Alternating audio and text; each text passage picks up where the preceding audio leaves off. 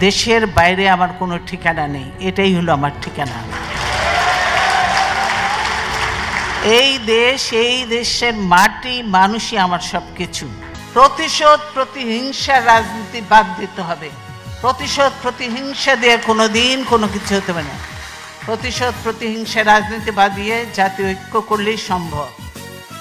এখানে একটু আওয়ামী লীগ আর বিএনপির মধ্যে পার্থক্য। বিএনপি সবসময় জাতীয় ঐক্য, প্রতিশোধ, প্রতিহিংসার ঊর্ধ্বে সকল নিয়ে কাজ করতে চায়। এই হাসিনা আজকে দেশের এই অবস্থার জন্য সম্পূর্ণভাবে হাসিনা দায়ী। কারণ হাসিনা, এই যে আমি শ্রদ্ধার সঙ্গে স্মরণ করব, বিশিষ্ট সাংবাদিক ছিলেন, বিবিসির সংবাদদাতা ছিলেন সিরাজুর রহমান সাহেব, তাকে আমি শ্রদ্ধার সঙ্গে স্মরণ করছি। আমি খুব ভালো মানুষ ছিলেন, মুক্তিযোদ্ধা ছিলেন সিরাজুর রহমান সাহেব। তিনি তার ইন্টারভিউ নিচ্ছিলেন এবং বলেছিলেন, আমি বাংলাদেশে যাব রাজনীতি করার জন্য নয়, প্রতিশোধ নেওয়ার জন্য। হাসিনা এই কথাটা বলেছে, উনি বলে এটা ঠিক হচ্ছে না, কিন্তু হাসিনা বলেছে আমি প্রতিশোধ নেওয়ার জন্য।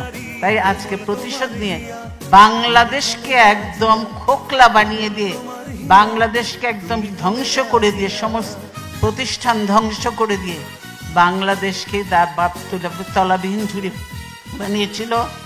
এবারে তার থেকেও নিচে কোথায় কোন কি বানাবে আল্লাহর নামে, বাংলাদেশকে ধ্বংস করে দিয়ে তিনি হয়তো দেশের থেকে চলে যাবেন। দেশের বাইরে আমার কোনো ঠিকানা নেই, এটাই হলো আমার ঠিকানা। এই দেশ, এই দেশের মাটি, মানুষই আমার সবকিছু। কাজে আমি দেশের বাইরে যাব না।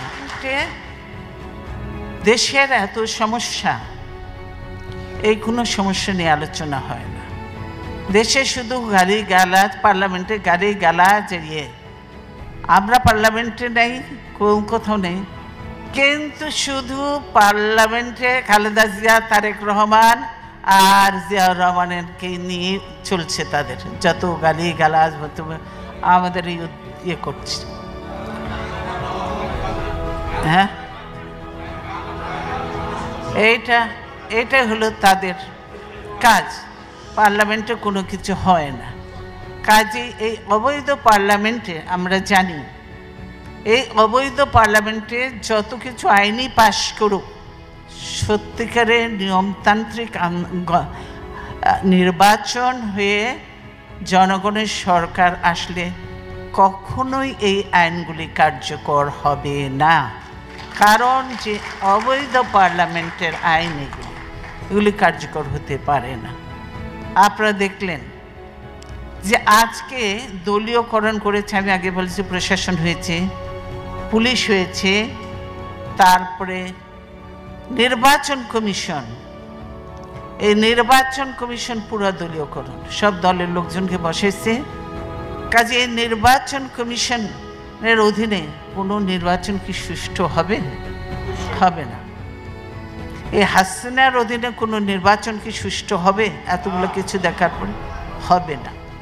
যার জন্যই আমাদের ডিমান্ডটা যে আমরা নির্দলীয় যে নাইব, আমরা বললাম নিরপেক্ষ সরকারের অধীনে নির্বাচন হতে হবে, হাসিনার অধীনে হলে হবে না।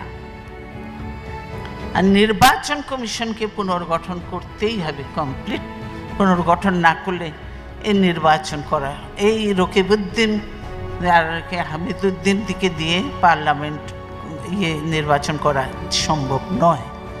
সেজন্যই এগুলি প্রয়োজন।